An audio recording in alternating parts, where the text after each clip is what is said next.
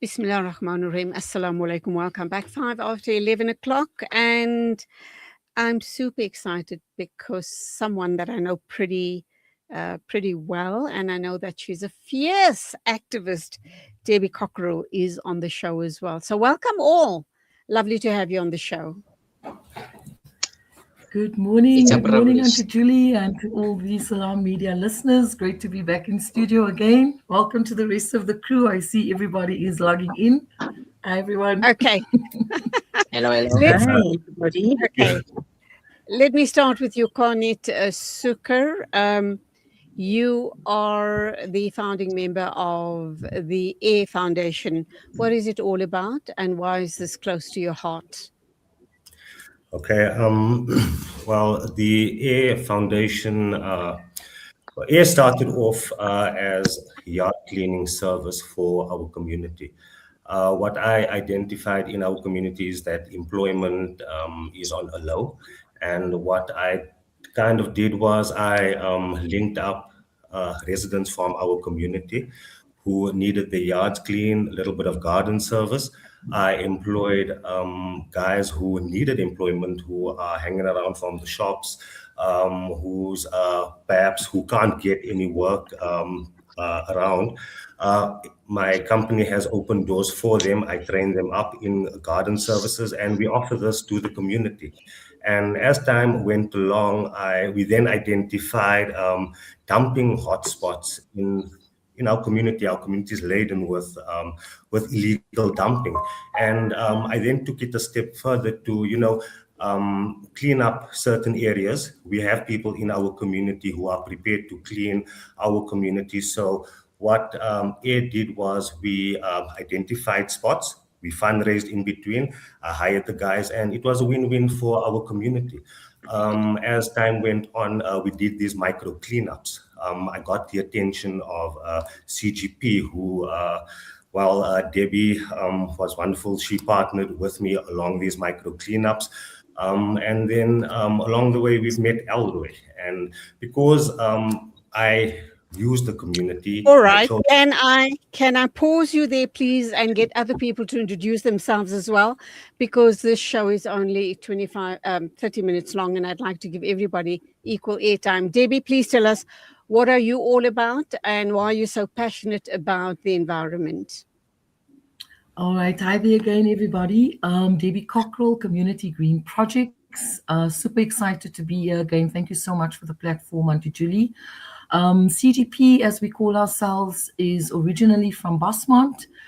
We started in 2021, and within a year dropped to the Bosmont and went full on registering an NPC called Community Green Projects. And at the heart of what we do is advocate for the environment, look at the environmental challenges in our area, and that stretches from everything from illegal dumping to education and awareness, and the Bosmont Wetlands Project, which is a very key project for us. So we are passionate about collaboration, and this is really where we are today, being able to work together for a common goal linked into environmental stewardship. Great stuff. And I spoke to you about the Bosmont Wetlands quite a while ago, and time permitting, we can touch on that in a minute or two. So Evelyn van Neikerk, a very good morning, welcome. And you are, of course, with the, I'm just trying, the writing is so small on my screen, but I think it's Isaiah Cycle. Isaiah Cyclist. Oh, there you go. Yes. Welcome. Good morning. Let me start by asking the questions now. What was the main goal for the cleanup campaign in Westbury, and why was this important? Good morning, listeners, and good morning, Judy. Thank you for having us on your show. As you've heard from Debbie and Quanit, we have teamed up. We are from the Bosmont community. Wow. And with the amount of waste happening, the unemployment crisis, and the pollution, we just wanted to get together and clean up. So we do education and awareness programs. And we've gone full force into cleaning. So cleanups are happening every day in the Westbury area.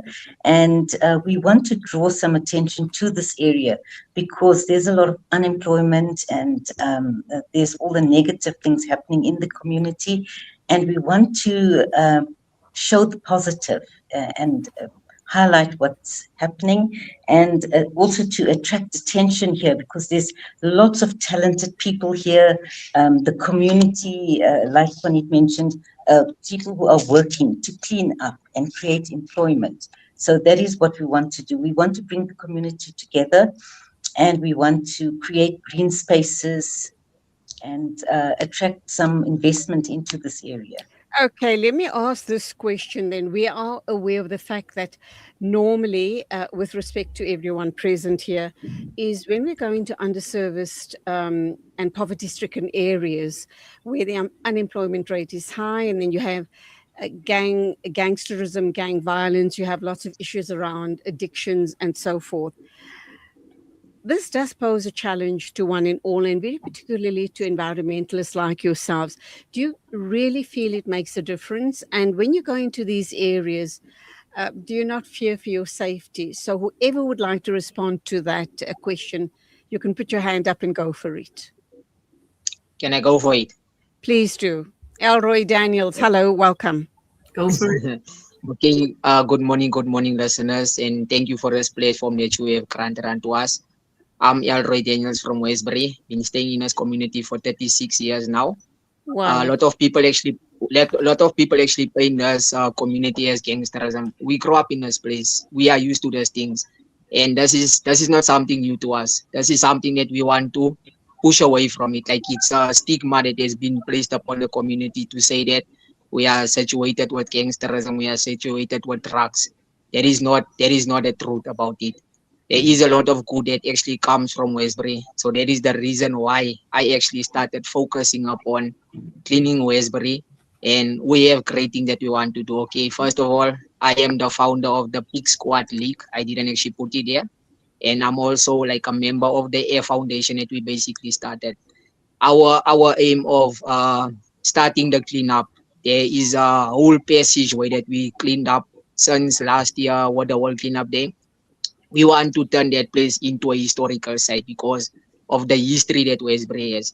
And I want to bring to your attention the reason why I started this thing last year. I said there's nothing positive happening in Westbury. And then I was inspired by a lady named Flory Daniels. She's an activist of Westbury. She's a leader. She is a motivational to the whole entire community. She has formed a lot of organizations. She brought the St. John's Clinic here, the eye clinic. She was the one who established the Westbury Clinic. She was the one who did the Hamilton crèche. So there's a lot of things that Ms. Flory Daniels did. So I told myself, I want to walk in the footsteps of a legend, not walk in the footsteps of a gangsterism, maybe gang member or leader.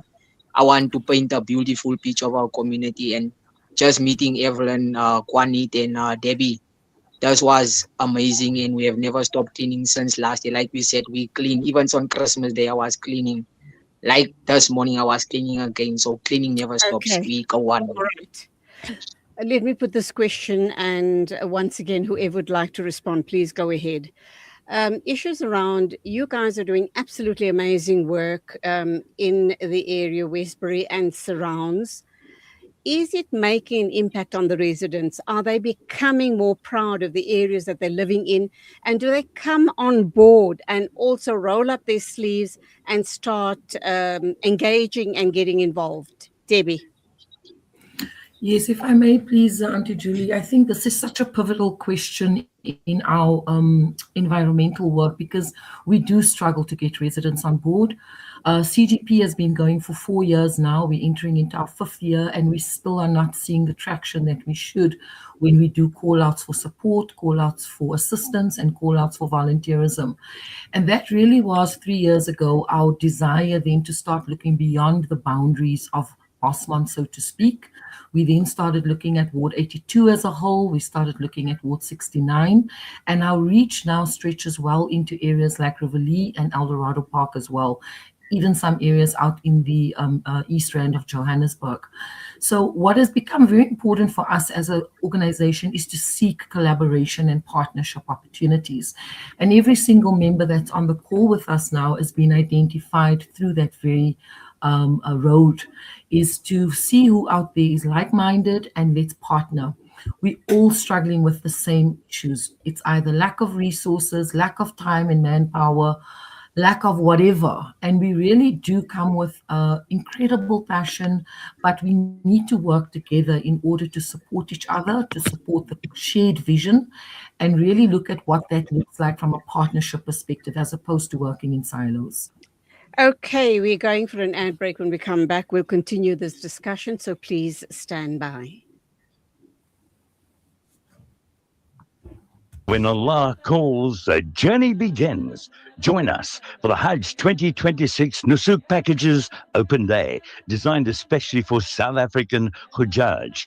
Meet our special guest, Engineer Ahmed Zaki, Director General of Direct Hajj, Rawaf Mina, joining us all the way from Mecca to guide you through the Nusuk processes, available Hajj packages, and provide one-on-one assistance. Sandton, 17th January, 1 p.m. to 6 p.m. Cape Town, Durban and Lenasia, 18th January, 10:30 a.m. to 4 p.m. Secure your place on the sacred journey today. Call 010-600-5786. Plus, one lucky attendee will win an Umrah ticket. T's and C's apply. From the heart of Makkah to the world. Your Hajj journey starts here.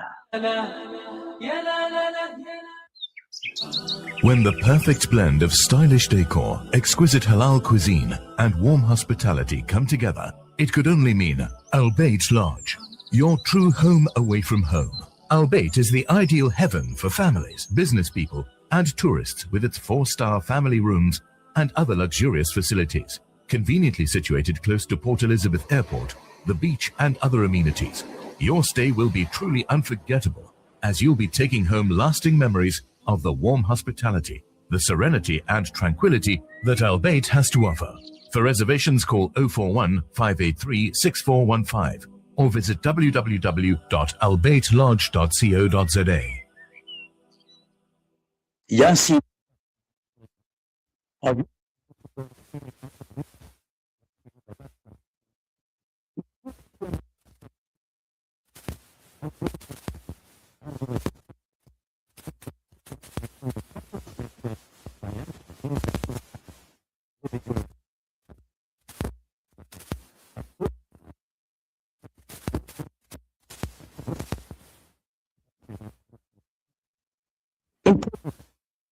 Excellence.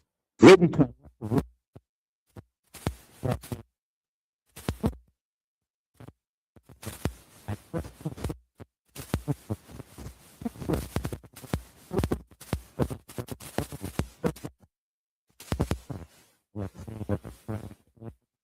guiding you to financial success.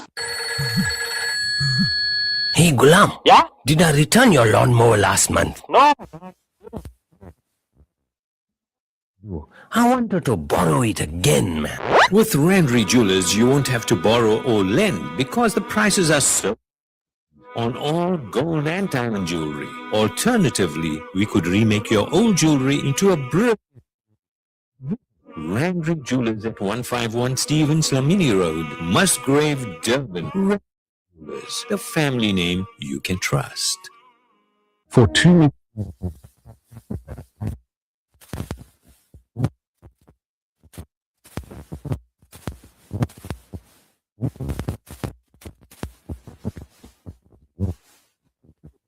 for only 16,500 Rand, or a borehole for 65,000 Rand in Africa or Afghanistan. With water comes food, health, education, and growth. Give water, give life with Africa Muslims Agency.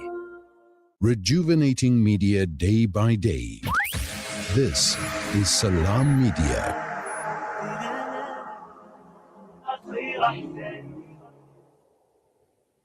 Cleaning up the chaos is what we're talking about, and this is community action in Westbury and surrounding areas. with some amazing people, Evelyn van Neikerk, Quanit, Soeker, Debbie Cockerell, and Elroy Daniels. They are all environmental activists, and we need many, many, many more of them throughout all of our suburbs and townships. Evelyn, let's talk to you, and let's look at the role that, is it Isaiah Recyclers, the role you guys have played regarding this initiative, and is it going to be ongoing?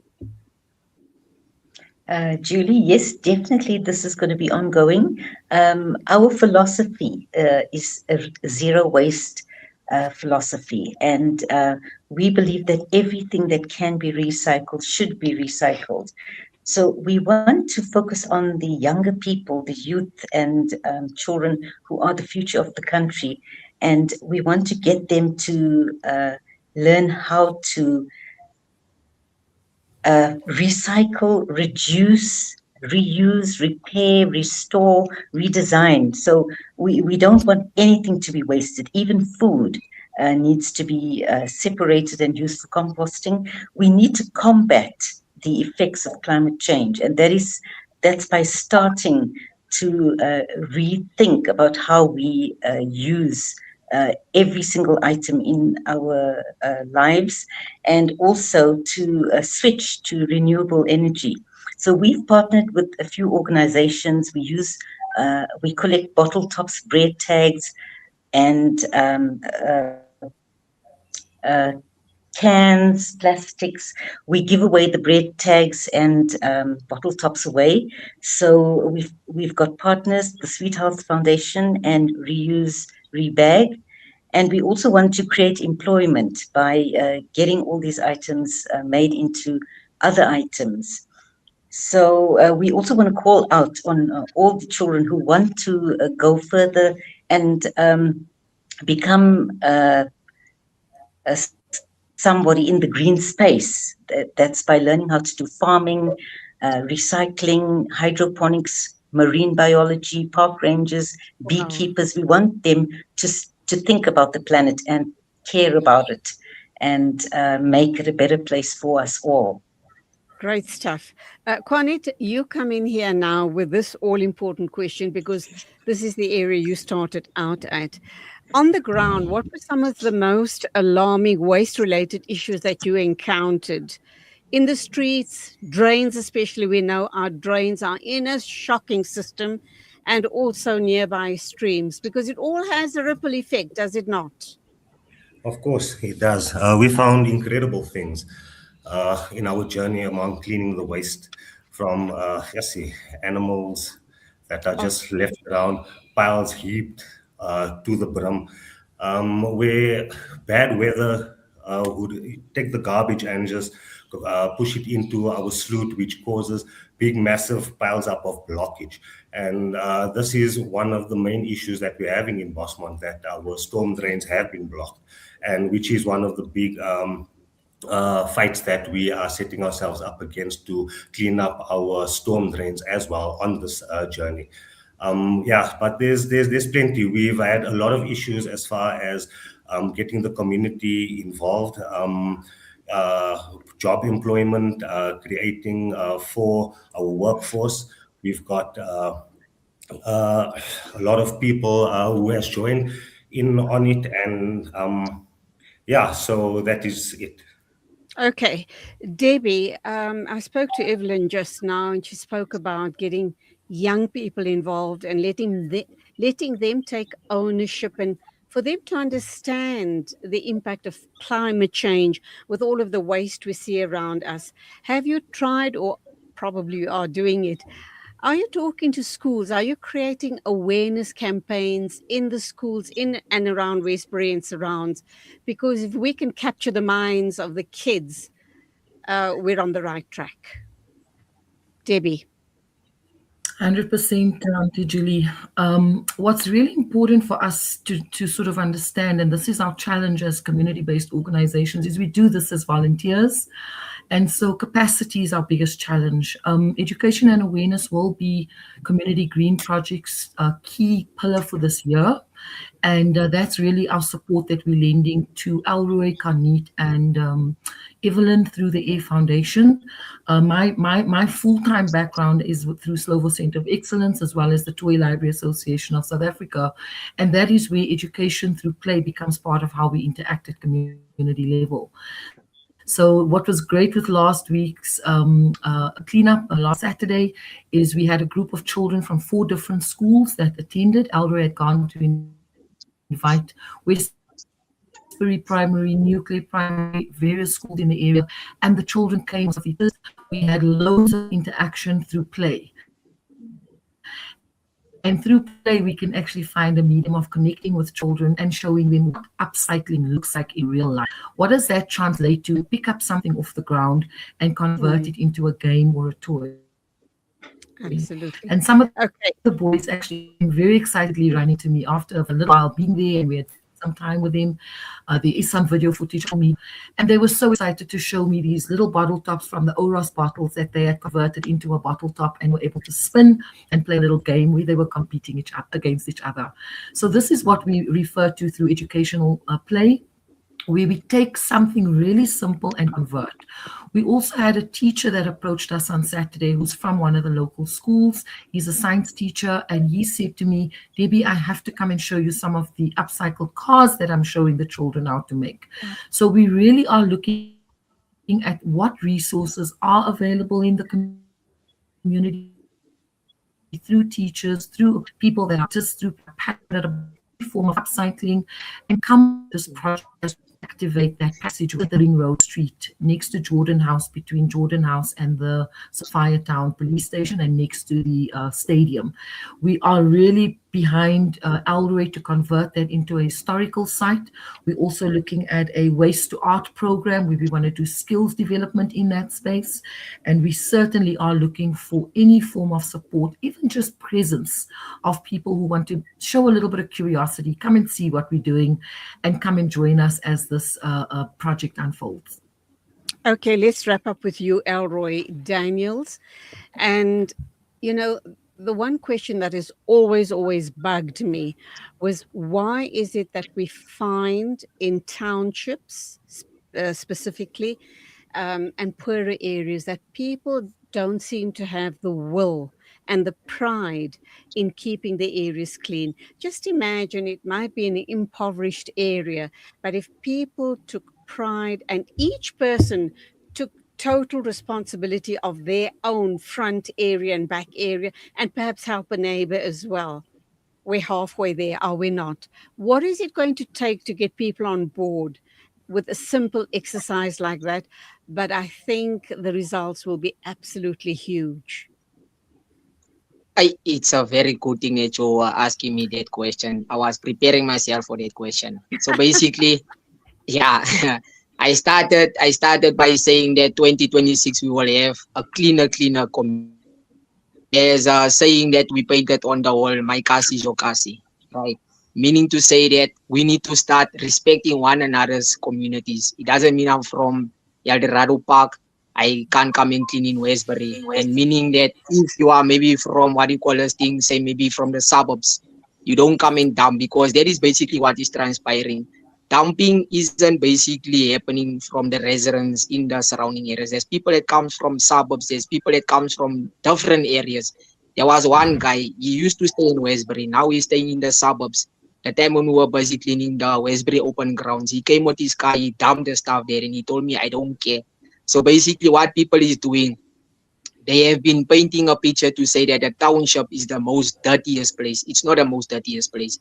Dumping, it's a habit. Dumping is a habit. We can actually keep our places clean, because like if you can, I was working from Coronation up until in Claremont, there is no dustbins at all in the streets. So I believe that that is our plan. We want to put dustbins in the streets so that we don't, like the people can actually throw their waste in the bin instead of just throwing it on the floor. That is the reason why our sewage drains are being blocked. The rain can't even go in. That's why that's why flooding is being caused. And like I said, come 2026, we will have a cleaner Westbury. We are already doing it. The community is standing with us. They are standing behind us. The attitude is changing. we have already cleaned up 4 big dumping areas, and this Saturday that passed, we were busy cleaning the Union Stadium. We collected over 600 bags. Debbie, Sure. it was 600 bags. I went to go and count again today. I just went to clean up. So I believe that wherever we go, as the Air Foundation, as the Big Squad, as CGP, and all of those other organizations that come and like work with us, like Quanit always say, like-minded people. So wherever we go with a vision. We don't just go and clean up, because we don't believe that by cleaning up we should come again. No, pick it up. Also, there was one of the pick it up drivers. Wherever I call him to come and clean, we use tires. Then he said, "Hey, you are again with your tires." So we want to beautify, we want to inspire, and that is what we've been doing. And so far, we are doing it good. Okay, we've got to wrap up. Unfortunately, time is up. But Debbie, just a thought as each one of you was sharing your little stories with me, which truly is very, very inspiring. And I do hope this is now going to be replicated in townships throughout South Africa. But do you think any one of you or collectively think that you guys could probably broach big corporates and see if you could introduce some sort of a initiative or some sort of a small reward system and get all the people to start taking pride in their own little areas, their own front yard and backyard, and, you know, the street in front of them. And if they could be, you know, rewarded in some small way, some sort of an initiative, that way they'll probably have you'll have buy-in and people will truly start taking pride. Just a thought I'd like to leave you guys with. If you do have an answer, you can shout out quickly, Debbie. We definitely are very much a part of that level of thinking, Auntie Julie. And it really is about an exchange of time and skills. So we absolutely believe in the hashtag active citizenry. The days of waiting for government, the days of waiting for corporate are long gone.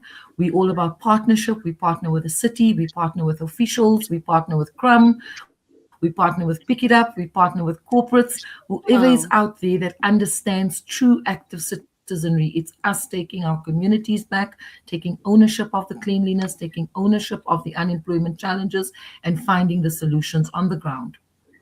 I salute each and every one of you. Evelyn van Neikerk, Quanit, Soeker, Debbie, Cockerell, and Elroy Daniels. Please continue doing what you're doing and inspire our youth. Let's win back our townships. Till the next time, assalamu alaikum and goodbye to all of you. Wa alaikum salam. Thank you so much. Thank you so much. Thank you for having us. Bye. Assalamu alaikum.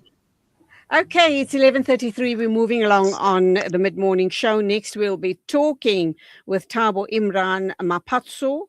He is with the Soweto Muslim Shura Council, another great initiative which is happening this time around in Soweto. Stay with us.